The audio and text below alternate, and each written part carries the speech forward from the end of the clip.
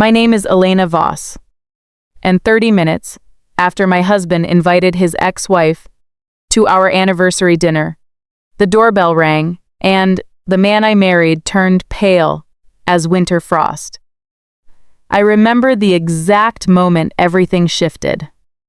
The soft glow of the dining room chandelier catching the deep red of the anniversary roses Ryan had brought home that afternoon, the scent of roasted garlic and herb-crusted salmon, still hanging in the air, mixed with the sweet vanilla of the cake I'd baked earlier, the one with our names piped in elegant gold lettering.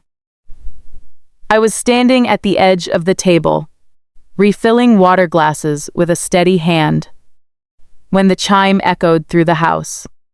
That sound, sharp, final, like the click of a lock sliding into place. I didn't flinch. I simply set the pitcher down, wiped my hands on the crisp linen napkin, and watched as Ryan walked toward the front door, still chuckling at something his mother had said moments before.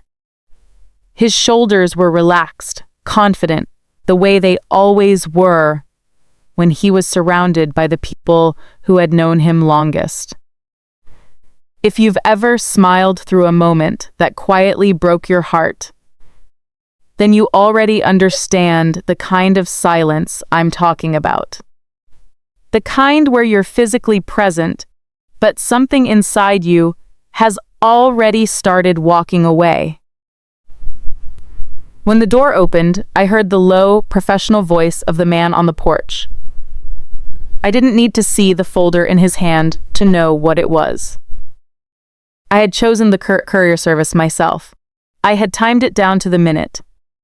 And I had made peace with what was about to happen long before that doorbell ever rang. Ryan's voice faltered.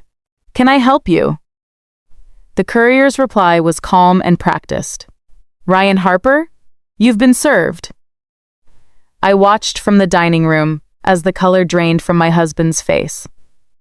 The easy smile he'd been wearing all evening disappeared. His fingers tightened around the thick, manila envelope like it might burn him. Behind him, the table was still beautifully set. Candles flickering, wine glasses half full. Our daughter, Lily, giggling softly with her half-brother Noah about the chocolate decorations on the cake. His mother, Patricia, called out from her seat. "Who is it, honey?" "We're about to cut the cake." Ryan didn't answer. He just stood there, staring at the documents, the warm light of our anniversary dinner now feeling almost cruel against the shock written across his features. 30 minutes earlier, he had looked me in the eyes and said, "Sophia should join us tonight. For the kids. She's been part of this family longer than well, you know." I hadn't argued. I hadn't raised my voice. I simply nodded, excused myself to check on the kitchen, and made the final call that set everything in motion. You see, this wasn't about revenge in the loud, dramatic way people sometimes expect. This was about boundaries. About finally choosing myself after years of being the reliable one, the useful one, but never quite the wanted one. If you've ever felt like a guest in your own marriage, like you were holding everything together while everyone else took it for granted, then stay with me. Because what happened next wasn't just the end of a marriage. It was the beginning of me finally seeing my own worth.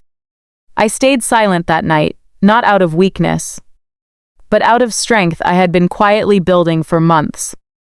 And when Ryan eventually turned back toward the dining room, folder in hand, his eyes met mine across the table. For the first time in a long time, he really saw me. Not as the practical wife who managed the bills and the schedules and the emotional labor, but as the woman who had decided, calmly and completely, that she deserved more. The cranberry sauce wasn't on the table that night. It was our anniversary, after all.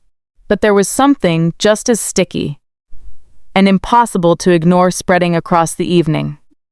The slow, undeniable realization that everything was about to change, and I was ready. Let me take you back to the beginning, because no story like this ever starts with the doorbell.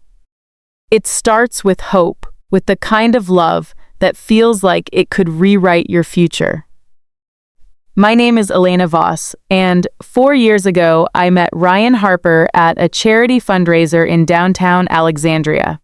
I was there representing my firm as a senior financial analyst, the one who actually understood the spreadsheets behind all those polished presentations.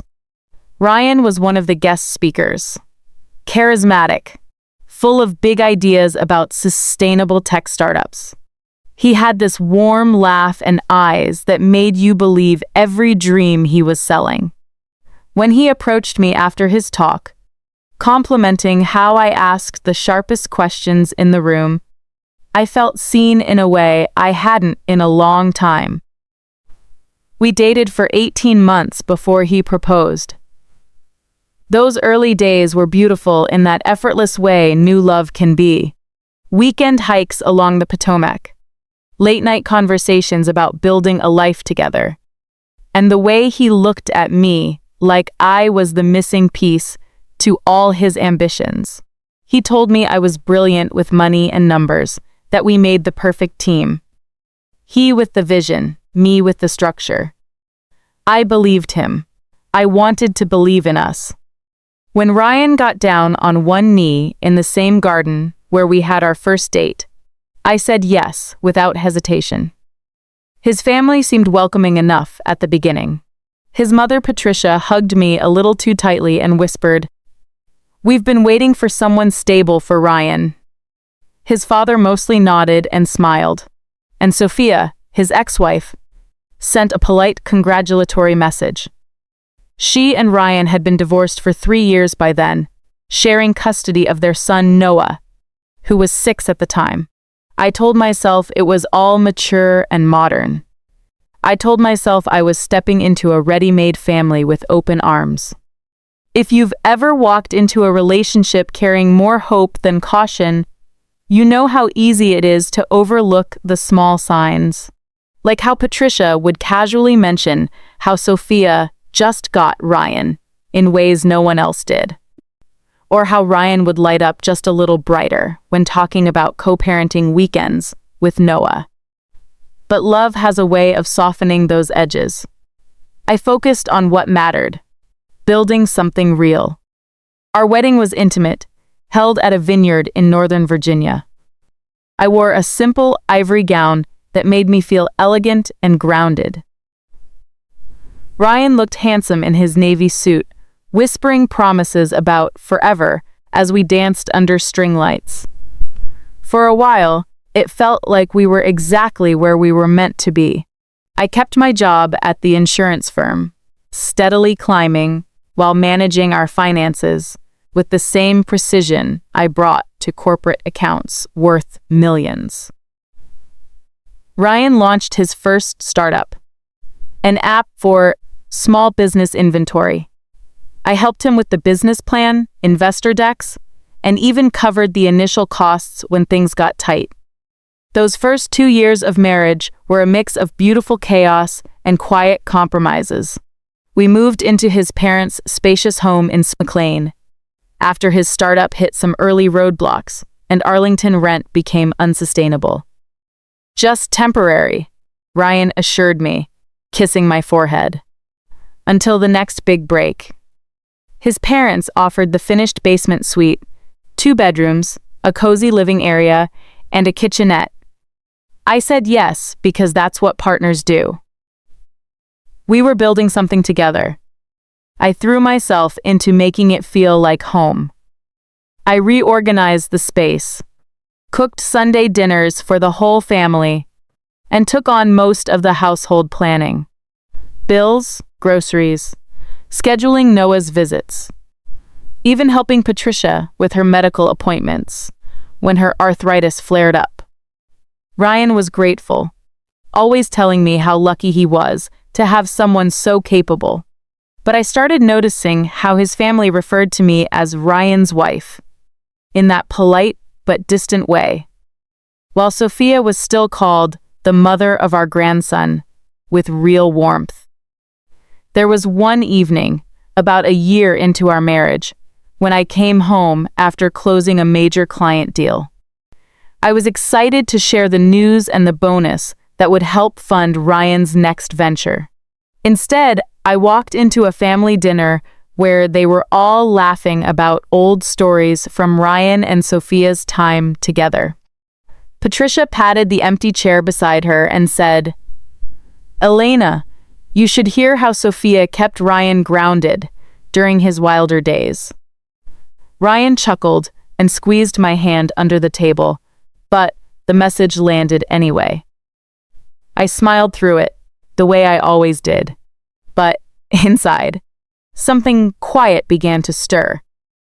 A small voice asking whether I was truly part of this family or just the reliable support system they needed right now.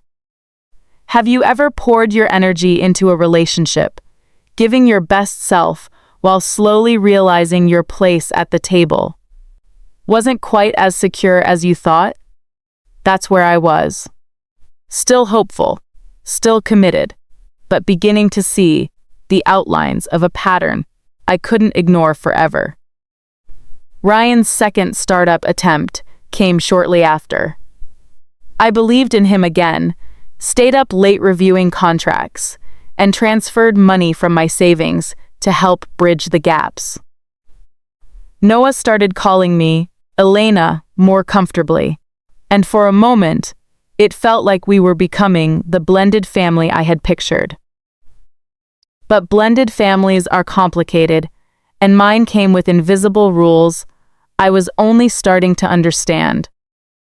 Looking back now, those early years taught me something important. Love isn't just about the grand gestures or the promises whispered under string lights. It's about how someone, and their family, makes space for you when the excitement fades and real life settles in. I was still learning that lesson the hard way. The basement suite became our world, but it never truly felt like ours. The walls were painted a soft beige that Patricia chose, the furniture a mix of hand-me-downs, and the few pieces I managed to bring from my old apartment. Every morning, I woke up to the faint sound of footsteps upstairs, Ryan's parents starting their day, and I would slip into the kitchenette to make coffee before anyone else stirred. It was a small ritual, but it grounded me. Life in that house taught me how heavy temporary could feel. Ryan was often upstairs with his parents, discussing business ideas or watching games, while I handled the details that kept everything running smoothly. I paid more than half of all our expenses: the utilities, groceries, Noah's extracurricular activities, even the new tires on Ryan's car when he needed them. I did it quietly, without keeping score, because I believed that's what love looked like when you were building a future together. Patricia had a way of making her appreciation sound like a compliment wrapped in a reminder. "You're so good with the numbers, Elena. We're lucky to have you here." She never said it felt like home. She said it felt stable. There was always that subtle difference. Sophia, on the other hand, would drop by to pick up Noah and be greeted with warm hugs and inside jokes. I was the one who made sure Noah had his favorite snacks ready and his homework checked. But I was still Ryan's wife. Polite, useful, but never quite family in the same way. I remember one particularly long week when Ryan was deep in meetings for his latest venture. I had closed a big account at work, the kind that came with a significant bonus. Instead of celebrating, I used part of it to cover the property taxes on the house after Patricia mentioned they were due. When I told Ryan that night, He kissed my cheek and said, "You're a lifesaver, babe."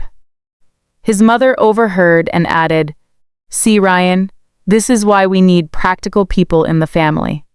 Practical. The word landed like a quiet label I couldn't shake.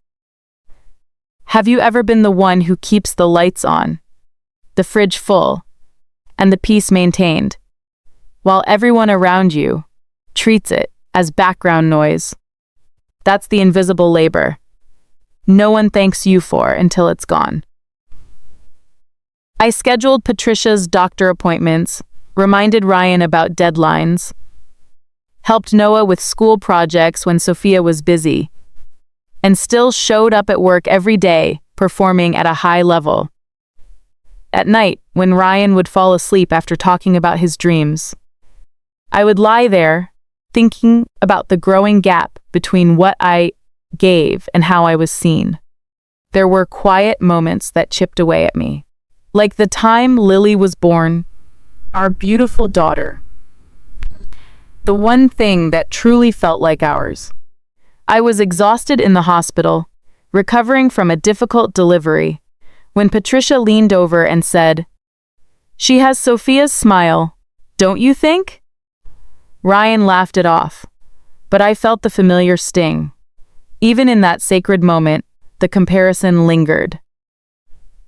I tried to talk to Ryan about it once, late at night in our basement living room. Sometimes I feel like I'm doing everything, but I'm still on the outside looking in. He pulled me close and said, "You're overthinking it, Elena. My family loves you. They're just protective of what we've been through." His words were meant to comfort, but they only confirmed what I already sensed. My efforts were valued for what they provided, not for who I was. I poured even more of myself into making it work.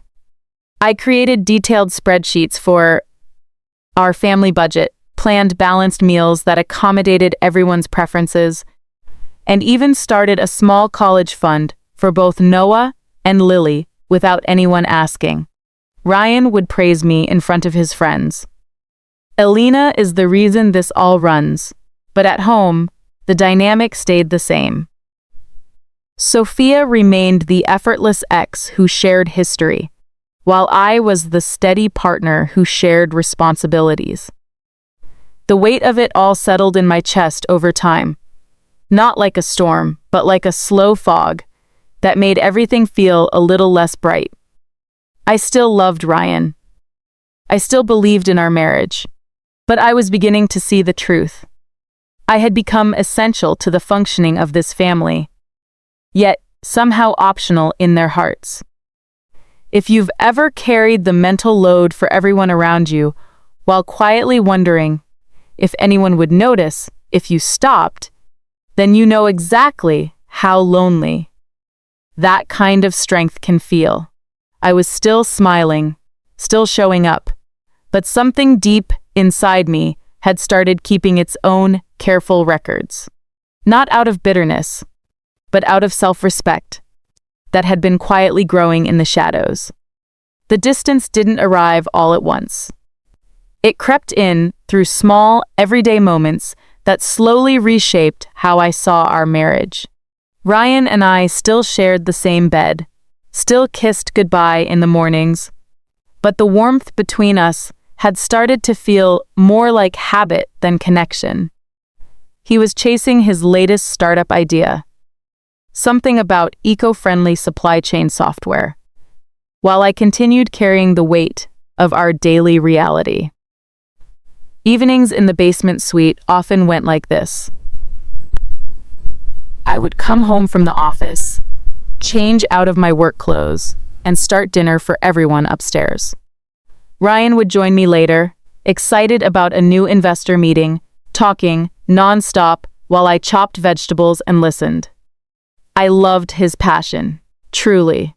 But when I tried to share my own challenges at work, a difficult client negotiation, or a promotion I was eyeing, his responses grew shorter. "You've got this, babe. You always do." Then he'd shift back to his own projects. Have you ever felt yourself becoming the steady background music in someone else's story? That's how it started feeling for me. Useful, reliable, but not the main melody. Patricia's comments became more pointed too. During one Sunday brunch, when Sophia dropped Noah off and stayed for coffee, Patricia said with a gentle laugh, "It's so nice having both of the boys' mothers around the table." The word both hung there. I smiled and passed the pancakes, but inside I felt the familiar ache. Noah was laughing with his mom, Lily was reaching for me, and Ryan looked perfectly content in the middle of it all. I realized then that I had been trying to earn a place that was never truly open for me to claim. One quiet night, after putting Lily to bed, I sat at the small desk in our living area, reviewing our finances. Ryan's latest venture had hit another snag, and I had once again moved money around to keep things afloat.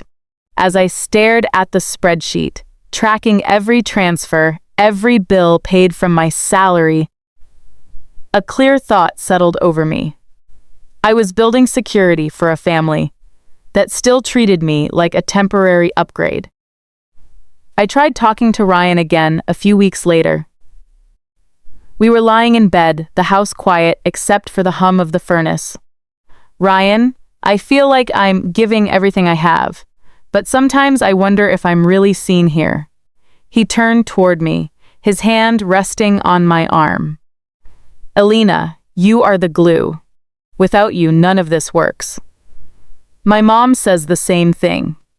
His words should have comforted me, but they only highlighted the problem. I was the glue, functional, necessary, but invisible until something needed fixing. If you've ever been praised for what you do, rather than loved for who you are, you understand how lonely that praise can feel. The real shift happened during a family gathering in early fall. Sophia had come over for Noah's birthday party. Everyone was laughing, sharing old stories about Ryan and Sophia's early years together. At one point, Patricia pulled out an old photo album, and there they were, younger, carefree, the perfect couple in everyone's memories. Ryan glanced at me with an apologetic smile, but he didn't stop the conversation. I excused myself to check on Lily. Standing in the hallway for a long moment, breathing through the tightness in my chest. That night, as I rocked Lily to sleep, I whispered to her tiny sleeping form, "Mommy is going to make sure we're okay, sweetheart. No matter what." It wasn't a dramatic decision yet, just a quiet promise to myself. I started noticing everything with new clarity. The way decisions about our life were made without my input, the casual assumptions that I would always be there to hold it together, the subtle ways I was kept at arm's length from the inner circle of real family. I didn't become angry. Anger would have been loud and messy. Instead, I grew calm. I began keeping my own counsel, observing more than reacting. I updated my resume quietly. I met with a financial advisor on my lunch break one day. I started separating small pieces of our shared life in ways no one would notice right away. Not out of spite, but out of self-preservation. Ryan sensed something was different, but he attributed it to stress. "You've been working so hard lately," he'd say, pulling me close. I would nod and let him believe that. Because by then, I understood something profound. I had spent years trying to be wanted in a space where I was only needed. And that realization, as painful as it was, gave me a strange kind of power. The anniversary was approaching. Our 4th wedding anniversary. I planned the dinner with the same care I always did. Flowers, his favorite meal, a beautiful cake for the kids. But this time, there was a different intention behind my calm smile. I was no longer just hoping things would improve. I was preparing for the possibility that they wouldn't. And when Ryan casually mentioned inviting Sophia for the kids to show them what a healthy blended family looks like, I simply nodded. I didn't argue. I didn't explain the storm quietly brewing inside me. I just smiled and said, "Whatever you think is best." That was the moment I knew the version of me who kept hoping had finally stepped aside. The woman who was ready to choose herself had taken her place. The evening of our anniversary arrived, wrapped in the kind of soft autumn light that makes everything feel a little more sentimental. I had spent the day balancing work calls and last-minute preparations. Fresh flowers on the table, Ryan's favorite salmon dish in the oven, and a small vanilla cake with delicate gold lettering that read 4 years of us. Lily was excited, twirling in her little party dress, while Noah helped set the table with the kind of focused energy only a 10-year-old boy can bring when promised extra dessert. Ryan came home early, looking proud of himself, as he carried in a beautiful bouquet of deep red roses. He kissed me on the cheek and said, "You always make everything perfect, Elena." For a moment, it felt nice, familiar, but I had already crossed a quiet line inside myself. I smiled, thanked him, and went back to arranging the napkins. We gathered around the dining table upstairs, Ryan, me, Patricia, his father, Lily, and Noah. The candles flickered gently, casting warm shadows across the walls. Conversation flowed easily at first. Work stories, the kids' latest school adventures. Ryan talking animatedly about his newest investor pitch. Then, halfway through the main course, Ryan cleared his throat and set down his fork. "So, I was thinking," he began, his tone casual, almost rehearsed. "Sophia should join us for dessert tonight. I mentioned it to her earlier. For the kids. You know? It's important they see both their parents getting along, especially on a special night like this." The words landed with a quiet weight. Patricia nodded immediately, a small, satisfied smile on her face. "That's a wonderful idea, Ryan. Sophia has always been such a natural part of these family moments." I felt the familiar pull in my chest, but this time I didn't push it down or try to rationalize it.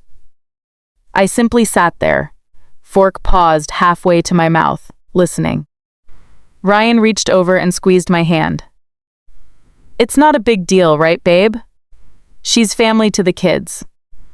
And she's been part of our lives longer than well. It just makes sense." He didn't finish the sentence, but we all heard it anyway. If you've ever sat at a table where your place felt suddenly smaller, you know that particular kind of silence. The kind where everyone else continues eating, while something inside you quietly recalibrates. I didn't argue. I didn't ask why this decision had been made without me. I simply nodded and said, "If that's what you think is best for the children." My voice was calm, even warm, because by then, my plan was already in motion. Every word, every action that night was deliberate. Patricia looked relieved. "See? Elena understands. That's what makes you such a good addition to this family." Addition. Not member. Not core. Just addition. Ryan smiled at me gratefully, as if I had passed some unspoken test. Noah and Lily didn't seem to notice the undercurrent. They were too busy whispering about the cake. But I noticed everything. The way Ryan's shoulders relaxed once he had said it out loud. The way Patricia's eyes softened with approval. The way the conversation easily shifted back to lighter topics, as if inviting Sophia was the most natural thing in the world. About 30 minutes later, as I stood up to clear a few plates and check on the dessert, Ryan's phone buzzed. "She's on her way," he announced brightly. "Should be here any minute." I excused myself to the kitchen for a moment Not because I was upset in the dramatic way they might have expected, but because I needed that small space of clarity. I stood at the counter, hands resting on the cool granite, breathing slowly. This wasn't impulsive. This moment had been building for months. Every overlooked contribution, every subtle reminder that I was useful but not essential. Every time my voice was heard, but not truly listened to. Have you ever reached a point where you stop explaining yourself and simply start preparing in silence? That's where I was. Strong, clear, and completely at peace with what came next. When I returned to the table, the doorbell rang. Ryan stood up quickly, a smile still playing on his lips. That must be her. He walked toward the door with that easy confidence he always carried in this house. I stayed standing near the table, watching. The kids perked up. Patricia adjusted her posture, looking pleased. And I felt something settle inside me. Not anger, not sadness, but a quiet finality. The door opened. Voices murmured in the entryway. Then Ryan stepped back into view, and that's when everything changed. But I'll tell you about that in a moment. Because before the doorbell ever rang, I had already made the most important decision of my life. Not in a burst of emotion, but through weeks of careful, thoughtful steps that no one else saw coming. I had stopped waiting to be wanted. I had started choosing myself. And tonight, that choice was about to become very, very clear. While Ryan walked to the door with that familiar, easy stride, I remained in the dining room, my heart steady. The truth is, the real work had started long before this evening. For weeks, I had been preparing in complete silence. Not with anger, but with clarity and purpose. I had realized that staying and hoping things would change was no longer enough. I needed to protect myself, and Lily in a way no one else would. It began the night after that fall family gathering, when the photo album came out, and I felt truly invisible. The next morning, I made the first quiet move. I called a family law attorney I had found through a trusted colleague at work. Someone known for handling things discreetly and strategically. We met in a small cafe far from McLean, and I laid everything out. The finances, the living situation, the subtle but consistent pattern of being treated as temporary. The attorney listened carefully, then said something that stayed with me. Alina, you've been the architect of this family's stability. Now it's time to architect your exit with the same precision.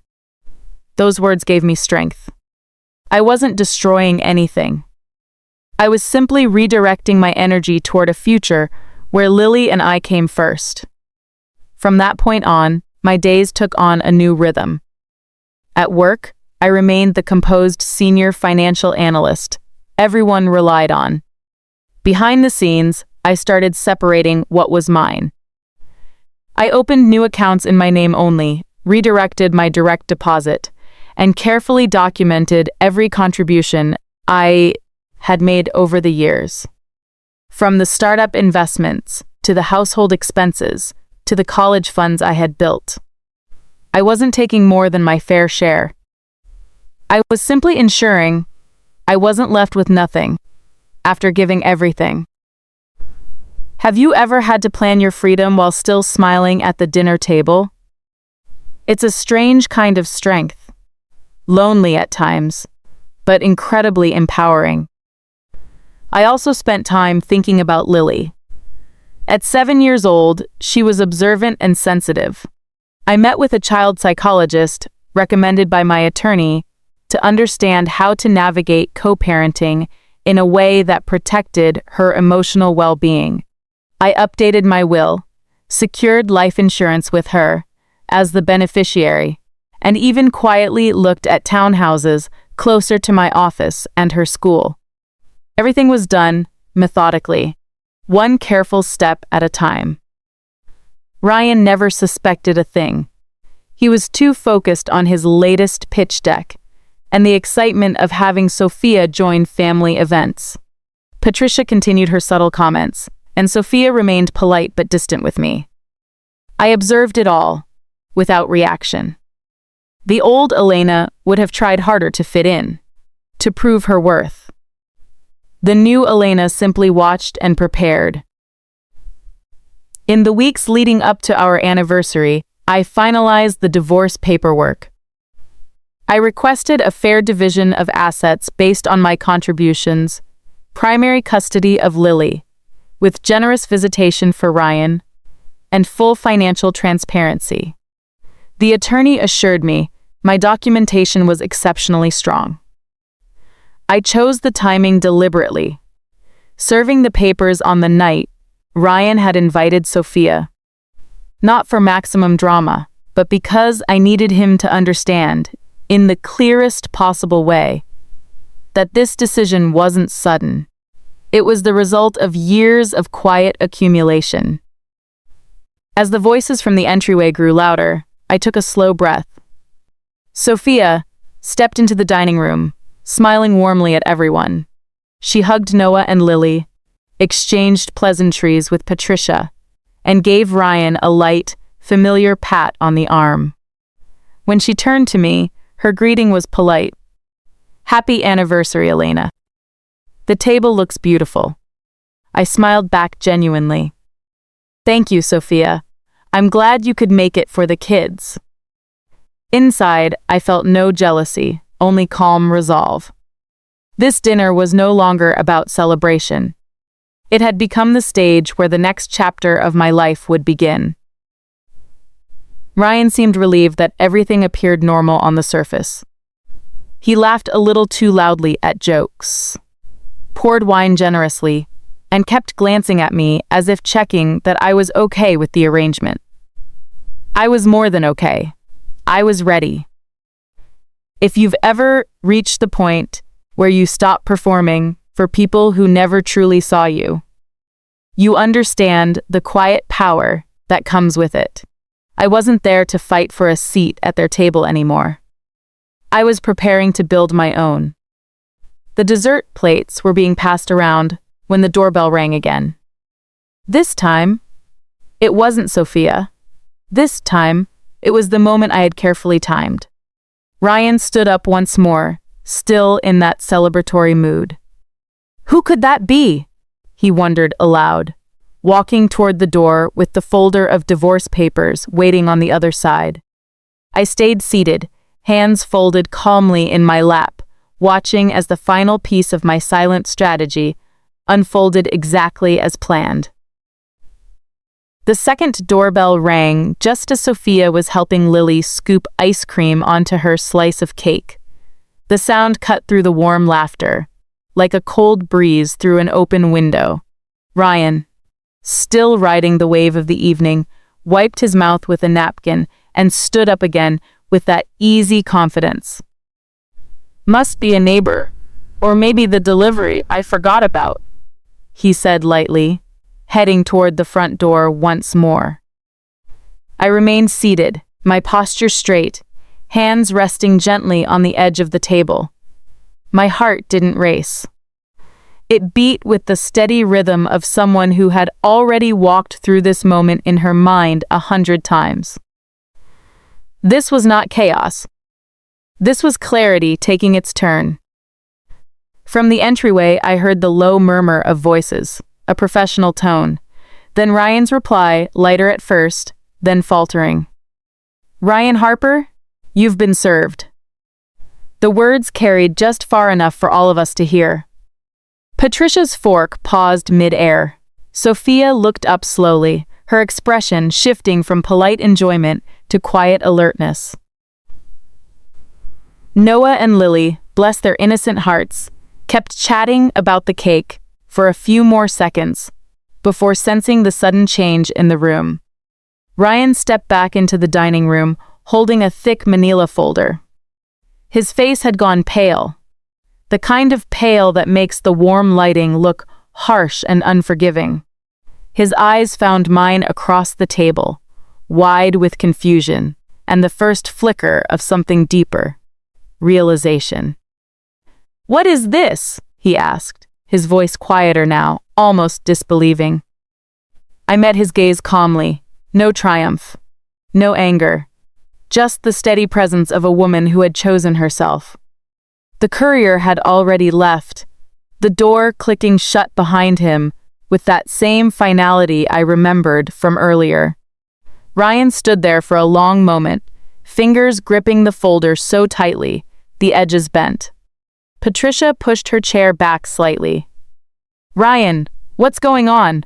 Who was that?" He didn't answer right away. Instead, he opened the folder and began scanning the first page. I watched the color continue to drain from his face as the legal language became clear. Dissolution of marriage, financial disclosures, custody considerations for Lily, asset separation based on documented contributions. Sophia leaned forward slightly, her voice careful. "Ryan, is everything okay?" He looked up, first at her, then at his mother, and finally back to me. "Alina," he said, the name sounding different in that moment, heavier. "What did you do?" I took a slow breath before replying, my tone even and composed, the same way I spoke in important client meetings. "I did what I needed to do, Ryan. For Lily and for myself." If you've ever watched someone's entire understanding of your relationship shift in real time, you know how surreal that silence feels. The beautiful anniversary table, flowers, candles, half-eaten cake, suddenly looked like a stage set for a play that had just taken an unexpected turn. Patricia's voice rose, sharp with disbelief. "Divorce papers? On your anniversary? Elena, this is ridiculous. After everything we've done for you?" I turned to her gently but firmly. "After everything I've done, Patricia. That's the part that seems to have been easy to forget." Ryan flipped through more pages, his hands slightly unsteady. I could see him recognizing the detailed records I had kept. Every transfer, every bill paid primarily from my income, every investment I had supported.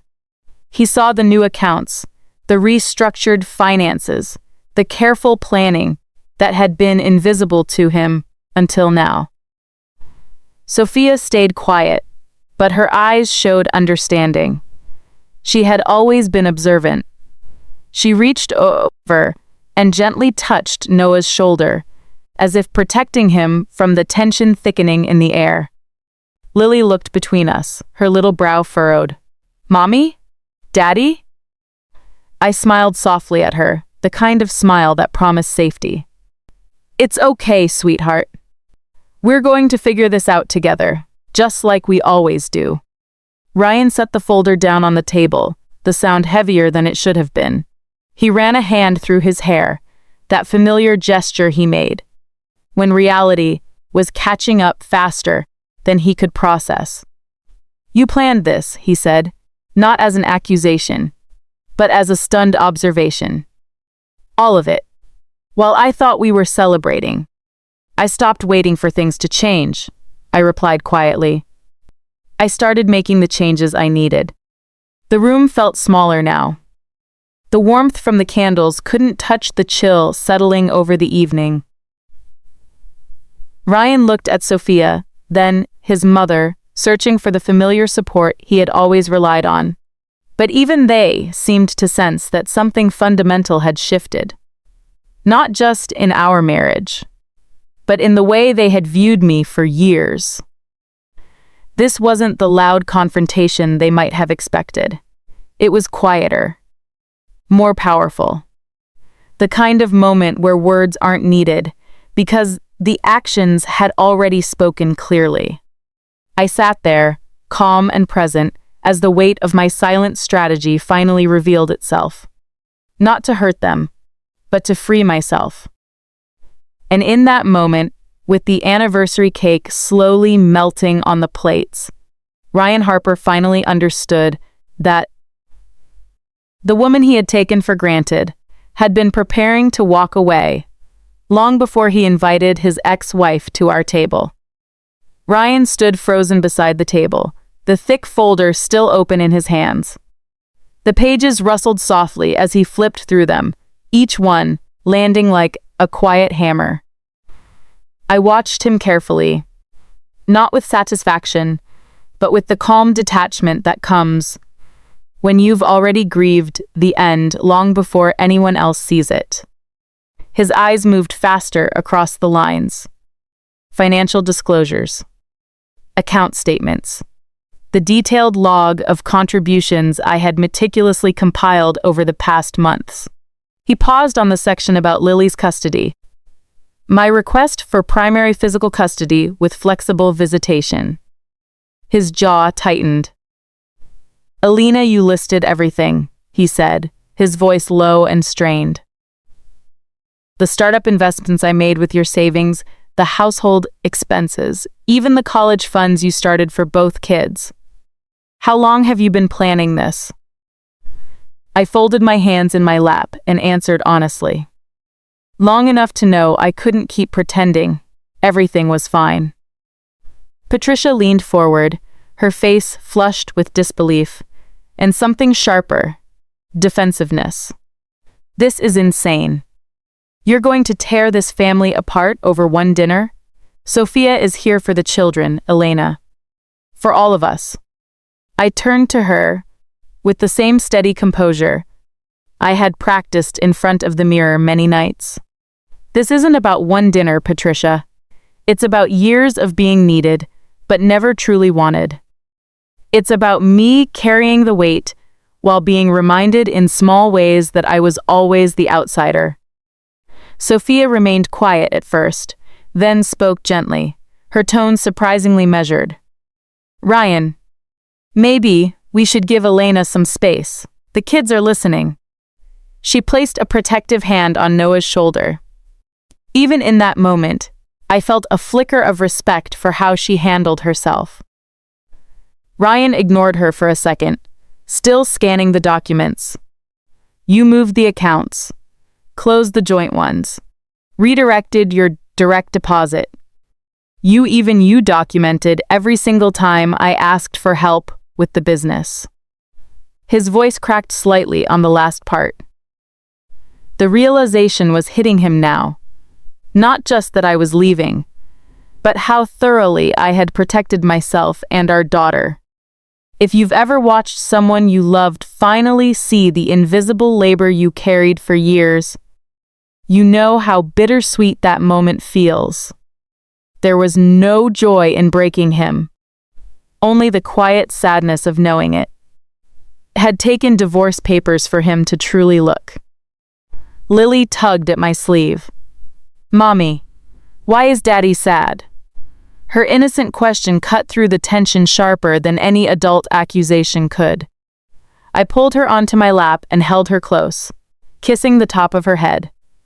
Daddy and I are going to work through some grown-up things, baby. But you and I are going to be just fine.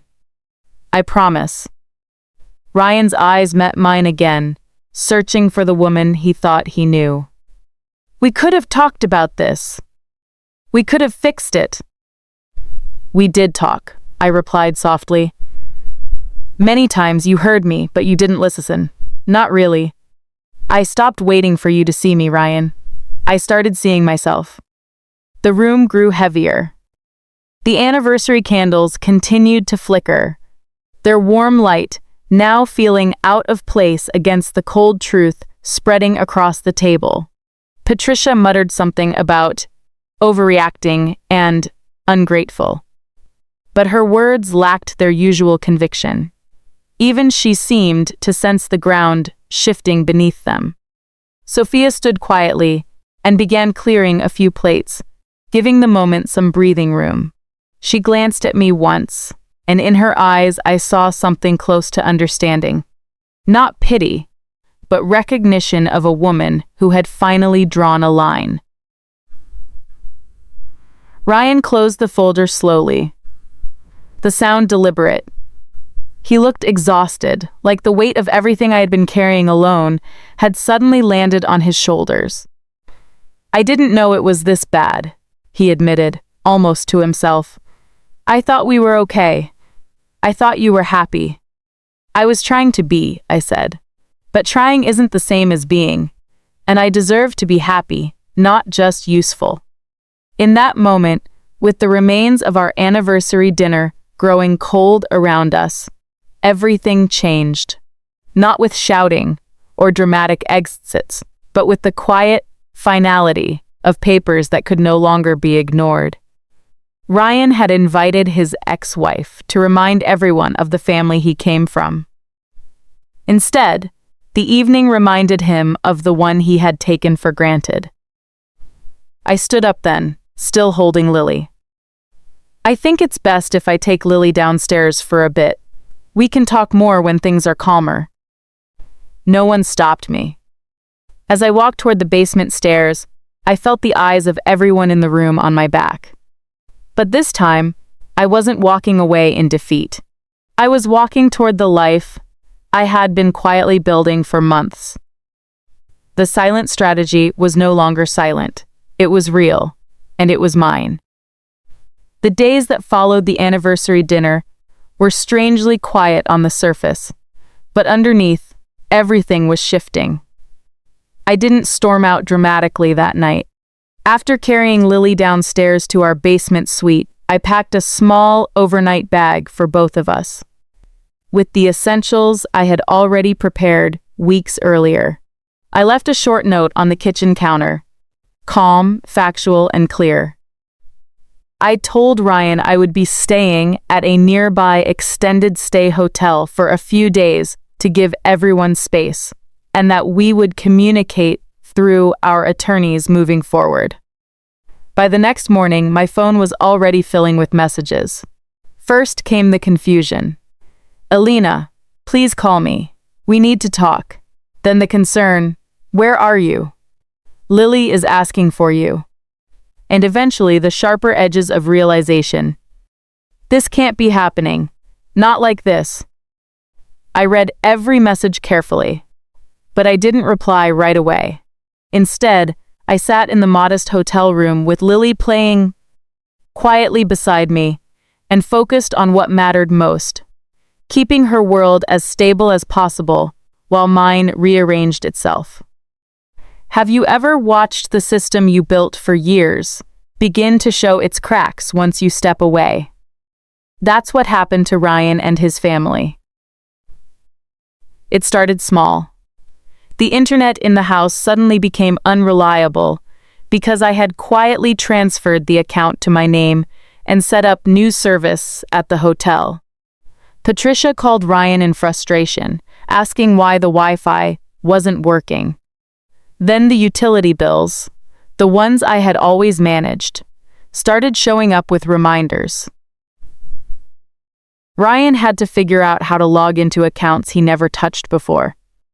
Simple things like grocery deliveries and Lily's school schedule suddenly required effort he hadn't needed to give in years. Ryan showed up at the hotel on the third day, looking tired and unsettled. We met in the small lobby, away from Lily's ears. "I've been going through the papers," he said, running a hand through his hair. "You really planned everything. The accounts, the custody request, even the documentation of every time I leaned on you for the business. Why didn't you tell me it was this bad?" I looked at him with the same calm I had carried through the dinner. "I did tell you, Ryan. In 100 small ways over the years. You just didn't want to hear it until it was on paper." He sat there, shoulders slumped, and for the first time in a long while, he listened. He admitted that the house felt different without me handling the day-to-day. Patricia had been unusually quiet, and even Sophia had gently suggested that maybe they had all taken me for granted. Noah missed Lily, and the reality of co-parenting without the buffer I had always provided was starting to sink in. If you've ever been the invisible foundation of someone's comfort, you know how disorienting it becomes for them when that foundation steps away. My days, on the other hand, found a new rhythm.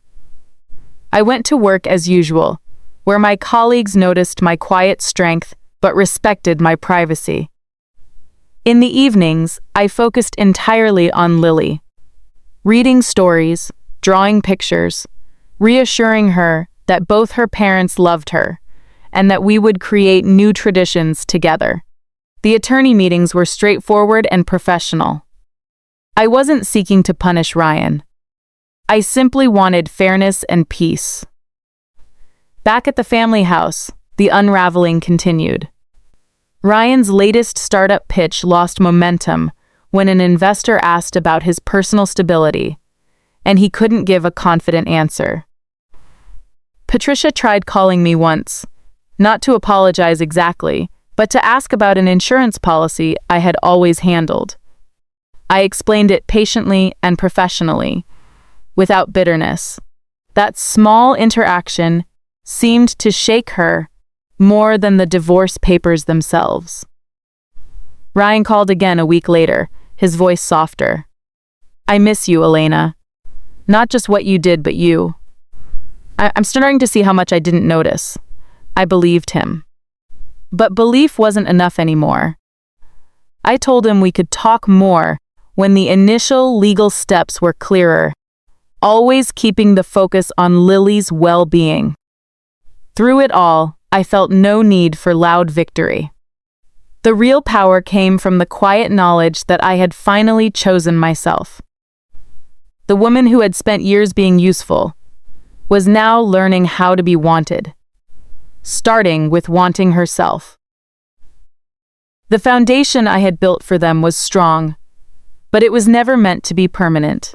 And as Ryan navigated the early days of life without my silent support, he began to understand what I had known for a long time. Some things only become visible when they're no longer there. Weeks turned into months, and the sharp edges of that anniversary night slowly softened into something more manageable. The divorce process moved forward with the same quiet precision I had used to prepare for it.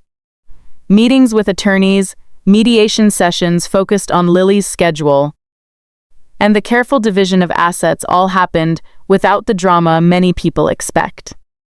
I wasn't interested in destruction. I simply wanted a clean ending and a clear beginning. Ryan and I met one final time in the parking lot outside the courthouse, after the papers were signed. The air was crisp, carrying the first hints of winter. He looked different, thinner, more thoughtful, like the weight of the past few months had reshaped him. "I get it now, Elena," he said, his voice carrying genuine regret. "Not everything, but enough. I didn't see how much you were carrying. How much of us you were carrying." I nodded, pulling my coat a little tighter around me. "I know you didn't. And I'm not angry anymore. I just couldn't stay invisible in my own life." We stood there for a moment. Two people who had once believed in forever, now closing that chapter with as much grace as we could find. He asked about Lily, about how she was adjusting to the new townhouse I had found closer to her school and my office. I told him she was doing well, thriving, even, with her own room painted soft lavender, filled with books and drawings of our new routines. We agreed on a parenting schedule that put her first, and for the first time in years, the conversation felt truly respectful. If you've ever walked away from something you poured your heart into, not because you stopped caring, but because you finally started caring about yourself, you understand the bittersweet freedom in that moment. Patricia reached out a few times after everything was finalized. Her messages started as questions about practical things, insurance forms, old documents, but slowly carried a hint of acknowledgement. She never fully apologized, but the fact that she was reaching out at all said more than words. Sophia and I developed a polite, cooperative, co-parenting relationship centered around the children. There were no winners or losers, just adults trying to do better moving forward. I settled into my new townhouse with Lily, creating a home that finally felt like ours. No more basement suite. No more walking on eggshells to earn my place. I decorated with colors I loved, cooked meals that brought us joy, and spent evenings listening to Lily's stories without the background noise of feeling secondary. My work flourished too. I received a well-deserved promotion, the kind that recognized the same skills I had used to keep an entire family afloat. Some quiet evenings, when Lily was asleep and the house was still, I would sit by the window with a cup of tea and reflect on that Thanksgiving. No, anniversary, night. The doorbell. Ryan's pale face. The folder that changed everything. It wasn't revenge that drove me. It was the deep, undeniable need to stop accepting less than I deserved, to stop being the useful one and start being the wanted one, beginning with wanting myself. Have you ever felt unseen in your own story? If this resonates with you, I want you to know something important. You don't have to burn everything down to leave. Sometimes the most powerful thing you can do is prepare in silence. Choose yourself with calm clarity and walk toward the life that sees your worth. I'm not saying it's easy. It's not. But on the other side, there is peace. There is space to breathe. There is the quiet joy of knowing you are no longer invisible. If you've ever been the glue holding everything together while feeling like you could be replaced, type "I choose me" in the comments. Your story matters. Your boundaries matter. And you are worthy of a table where you are truly wanted. Thank you for sitting with me through this. If these calm, honest stories help you feel less alone, please subscribe and share with someone who might need to hear it. There's strength in knowing we're not the only ones finding our way home to ourselves.